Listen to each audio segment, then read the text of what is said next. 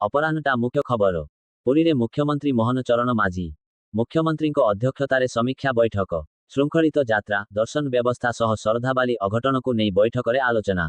ବେଙ୍ଗାଲୁରୁର ଚିନ୍ନାସ୍ୱାମୀ କ୍ରିକେଟ ଷ୍ଟାଡିୟମରେ ହୋଇଥିବା ଦଳାଚକଟା ଘଟଣାରେ 11 ଜଣଙ୍କ ମୃତ୍ୟୁ ପାଇଁ ଆରସିବିକୁ ଦାୟୀ କରିଛି କେନ୍ଦ୍ରୀୟ ପ୍ରଶାସନିକ ଟ୍ରିବ୍ୟୁନାଲ। ଘଟଣା ପାଇଁ ଆରସିବି ଦାୟୀ। ପୁଲିସ ବି ମଣିଷ, ଘଣ୍ଟା ଭିତରେ ସବୁ ବ୍ୟବସ୍ଥା କରିବା ସମ୍ଭବ ନୁହେଁ କହିଲା କେନ୍ଦ୍ରୀୟ ପ୍ରଶାସନିକ ଟ୍ରିବ୍ୟୁନାଲ। ଜଳ ବିଭାଜିକା ଯୁଗ୍ମ ନିର୍ଦ୍ଦେଶକ ଦୟାନିଧି ବାଗ ଗିରଫ।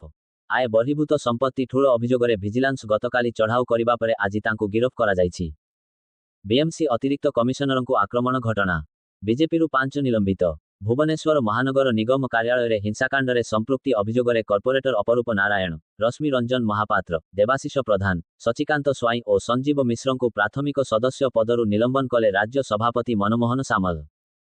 ଆସନ୍ତା ତାରିଖରେ ଓଡ଼ିଶା ଆସିବେ ରାଷ୍ଟ୍ରପତି ଦ୍ରୌପଦୀ ମୁର୍ମୁ। 2 ଦିନିଆ ଓଡ଼ିଶା ଗସ୍ତରେ ଆସିବେ ରାଷ୍ଟ୍ରପତି।